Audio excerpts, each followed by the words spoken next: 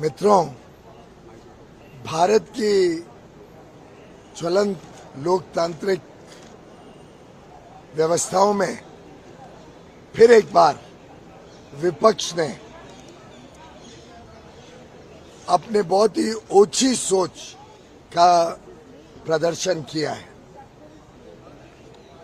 नीति आयोग संघीय ढांचे की एक बहुत महत्वपूर्ण संस्था है। नीति आयोग सभी राज्यों के और केंद्र सरकार के बीच में विचार विमर्श, चर्चा, संवाद करके देश की आगे की विकास के विषयों के ऊपर समाधान, आगे का रास्ता, नई नीतियां, नई योजनाएं, आज की योजनाओं का समीक्षा, इसके लिए एक बहुत ही महत्वपूर्ण संस्था है। वर्षों से पहले प्लानिंग कमीशन के नाम से, अब नीति आयोग के नाम से इस संस्था का महत्व हम सब ने जाना है। बहुत दुर्भाग्यपूर्ण है कि कुछ विपक्षी पार्टियां सोच रही हैं कि नीति आयोग की बैठक का बहिष्कार करें। फिर एक बार ये बता रहे हैं कि कैसे उनका व्यक्तिगत सोच, उनके व्यक्तिगत राजनीति देश की प्राथमिकताओं से ऊपर है। फिर एक बार ये बता रहे हैं कि हर ऐसी संस्था जो डिस्कशन करे, डिबेट करे और देश हित में संवाद के माध्यम से अच्छे काम क्या हो सकते हैं उस पर चिंता करे, उसको बार बार कांग्रेस, इंडिया अलायंस के सदस्यों, ये सब बार बार उसकी प्राथमिकताओं को समझे बगैर और बेबुनियाद कारणों से बहिष्कार करने का उनको आदत सी पड़ गई है। मुझे लगता है कई बार कि जनता की सेवा नहीं, अपने स्वार्थ और अपने निजी राजनीति इन विपक्षी पार्टियों की प्राथमिकता है। वे पब्लिक के सेवक अब नहीं रहे, पब्लिसिटी को ज्यादा महत्व देने लगे। कहते हैं कि बजट में कुछ राज्यों के साथ पूरा पैसा नहीं मिला, इसलिए वो बहिष्कार कर रहे हैं। मुझे तो बड़ा दुख होता है जब ऐसी बात वो कहते हैं। शायद उनको अब बजट पढ़ना भी नहीं आता है, अब पढ़ने की आदत भी नहीं रही। हर व्यक्ति, सामान्य से सामान्य व्यक्ति समझता है कि बजट 140 करोड़ लोगों के लिए, हर प्रदेश का उसमें बजट में प्रावधान किया जाता है। आखिर रेलवे में जब 2,60,000 करोड़ रुपए निवेश होगा तो स्वाभाविक रूप से हर प्रदेश में होगा। जब हाईवेज पे 2,80,000 करोड़ का निवेश होगा तो स्वाभाविक है रोड मंत्रालय हर एक प्रदेश में काम करेगा। जब 12 इंडस्ट्रियल पार्क्स लगेंगे, स्वाभाविक है हर प्रदेश में पार्क लगेंगे। उसमें विपक्ष के राज्यों के भी पार्क हैं। आपको याद होगा पीएम मित्र पार्क लगे थे। वो देश में सबसे पहला पार्क तो तमिलनाडु में शुरू हुआ था, दूसरा पार्क तेलंगाना में हुआ था।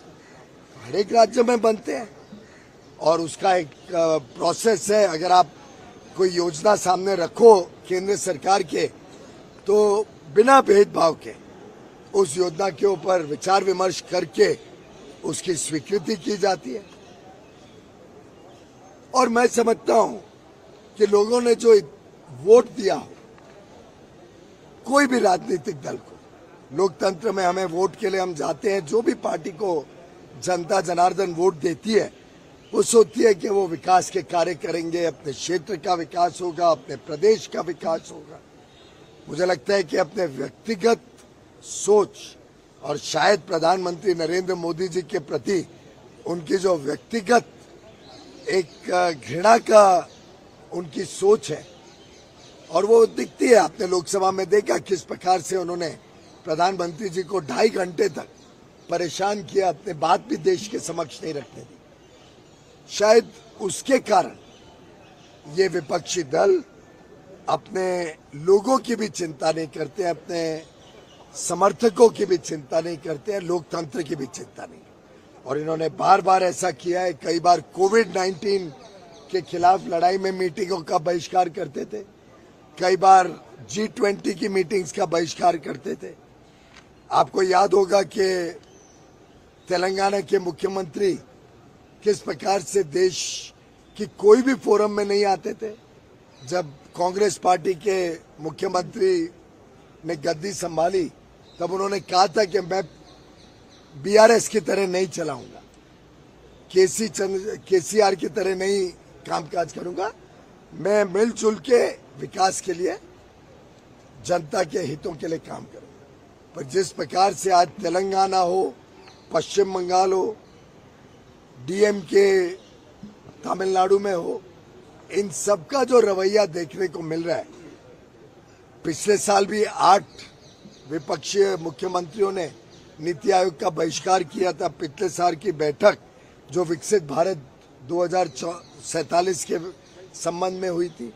इसी प्रकार से जब फ्लोर लीडर्स की मीटिंग लोकसभा स्पीकर ने बुलाई थी पिछले वर्ष 2022 में, तब तृणमूल हो, TRS हो, शिवसेना, उद्धव ठाकरे का गठ हो, NCP शरद पवार का गठ हो, BSP समाजवादी पार्टी, शिरोमणि अकाली दल, इन सब ने भी बहिष्कार किया था।